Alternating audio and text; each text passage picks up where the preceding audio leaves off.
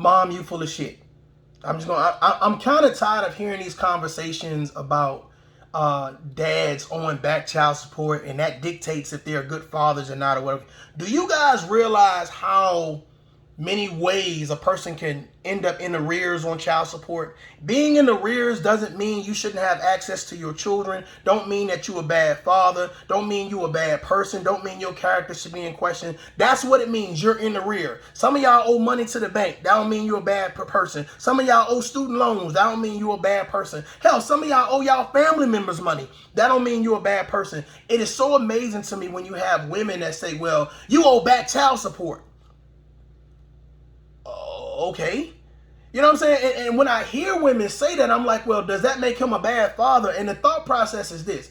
I'm going to tell you what makes the person a bad father. Normally, the other parent. You know what I'm saying? Normally what the other parent says, they're upset because that person has moved on. They upset because that person don't want to be with them. So what they do is they promote anything they can promote to make that other person bad. Back child support is one. The thought process of you two as individuals cannot sit down collectively and say, we have a child together, we need to be working together, so let's do that. If you are doing everything but working with the other parent, then 9 times out of 10, you are the toxic one. You are the narcissist. But what you do is you promote this narrative because you can't have an issue with that person by yourself. So you need everybody else to have an issue. But it's not the issue that you're telling everybody it is. It's always something else. It's because they didn't choose you. That's the real instance of this. Because you stand in front of your children and you talk bad about the other parent. You go over here to this community. You go over here to that friend, that church member, that family member, and you do everything you can to promote this nasty, bad narrative about the other parent. Back child support don't mean that you're a bad father. It don't mean that you're a bad parent. It don't mean that you're a bad mom. What it means is that there is some money that is owed. There is some money that is due. But here's the thought process. There are a lot of people that don't understand the child support system that have comments about the child support system. There are a lot of people who've never been in that situation that have comments about that situation. I listen to men say sometimes, you know what I'm saying, you're not upholding your responsibility if you owe back child support. And that's far from the truth. That's far from the truth. The thought process is this. Can you imagine some of you guys don't have money for lawyers in regards to a retainer fee, $5,000, $10,000, et cetera, et cetera, et cetera. Can you imagine somebody saying, well, you owe $5,000 in back child support. You owe $10,000 in back child support. You owe this in back child support. And then here's the person that owed the money kind of scratching their head was like, well, how do I owe that? So then you start throwing in all these equations and this is why you owe it, et cetera, et cetera, et cetera. And you fall upon the mercy of the court. The issue is this. You guys should have never been in court in the first place. You guys should have been as responsible as you were to have sex. You should have been responsible enough to be team players to make sure that you promote that child. Because it's really not about the child at this point. It's really not. I mean, the thought process is if you give somebody some money, right, they do whatever they see fit. Well, here's the issue. The issue is that a lot of people that receive child support money, they're not responsible adults. Hell, imagine you being irresponsible, having sex with somebody on a one-night stand. Both of you guys are irresponsible. That don't make you more responsible because you were able to bear the child. No, it's a lot of irresponsible mothers out there that use child support as this vindictive state. Well, I'm going to do this to you because I didn't get what I wanted out the deal. Now, there's some bad fathers out there just general and plain. Yes. Hell yes, I will agree with you. But the fact of the matter is child support is being weaponized and it is just as dangerous as black on black crime. It's just as malicious as systematic racism.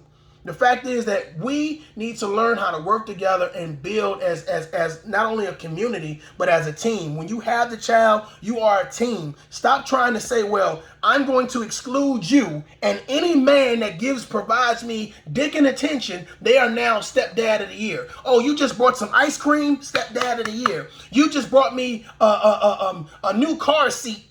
Stepdad of the year. You just picked her up and when she was crying? Stepdad of the year. Stop trying to validate men that give you attention to be stepdad of the year. It is unfair to the biological father. It is unfair to the person that is actually trying to do something for their children. And a lot of times we sit back and we watch these things unfold and we never go to that person and say, man, why are you doing that? You don't think that's odd? You don't think that looks difficult? You've been running around for 6 months to damn near 6 years trying to downgrade, condemn, and talk about this man or whatever. You mean to tell me that you're not smart enough?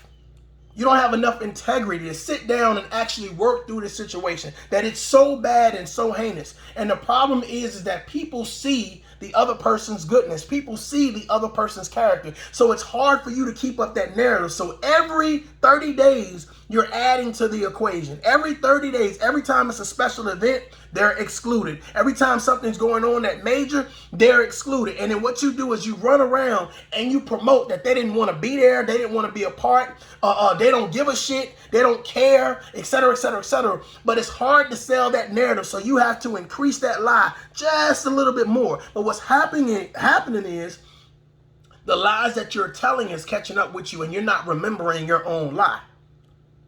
You forgot to tell that person what you told this person, and you didn't know that those two people were talking, and now they're like, well, that ain't what they told me. Ladies and gentlemen, stop using child support as a weapon. Start working with the other parent. Start working with that non-custodial parent. Stop standing in front of your children trying to downplay the other parent because you're mad because you couldn't be with the parent. A lot of times when you sit down and you listen to people, they will tell on themselves. If they're the type of person you're dating them, they always have to talk about their baby mama or their baby daddy or whatever the case may be. It's like, well, what that got to do with me? What that got to do with me? I don't want that type of energy. I don't want that type of time. And if you're living in the past, there's no way that you can be working on your present and working on your future. So I'm good on you. But there's a lot of people that right now that are saying, well, you're behind on child support, so that makes you a bad father. Or you're behind on child support, so that makes you a bad mom. And that's far from the case. A lot of times, child support shouldn't even been put in place. And the reason why it was put in place is because the other person wanted to use it as a weapon. I don't mind, hey, sometimes child support is necessary when the parties can't come to a head. But when you're forcibly trying to promote some negativity, you're forcibly trying to do something that's heinous against the other parent. I don't understand how parents can sit down, or a parent can sit down and say, I love the child, but I'm constantly promoting hatred for the other parent. Seems odd to me. And you got to watch those parents that's always trying to promote online. I brought this and I did this and listen, a lot of times parents will exclude the other parent and then promote they did everything by themselves and then wear this badge of honor as if I am the best single parent ever. Everyone knows me. And the thought process is the only reason they know you because you needed the attention. You needed the validation. You needed somebody to give you some a standing ovation to say, oh, you're a good person, because you don't believe that you're a good person. So you need somebody else to tell you you're a good person. You're trying to make your children in your image, which is a bad image. There is no way you could say that you love your child when you're constantly promoting character defamation, slander. You're constantly calling people names. You're constantly talking about their character. There's no way in hell you can stand in front of your child and possibly be promoting anything positive, anything good. And you think by talking about the other parent, that makes you look good. That makes the community look at that child as if that child, oh my God, they're so blessed and they're so, no, they're saying that that child is in a toxic situation. That child is in a bad situation. That child is in duress. That child is being mentally and emotionally abused, because there's no way you can sit anywhere and talk about the other parent without affecting that child mentally and emotionally, their development as an adult. Because if you can't act right as an adult, how do you expect them to act right?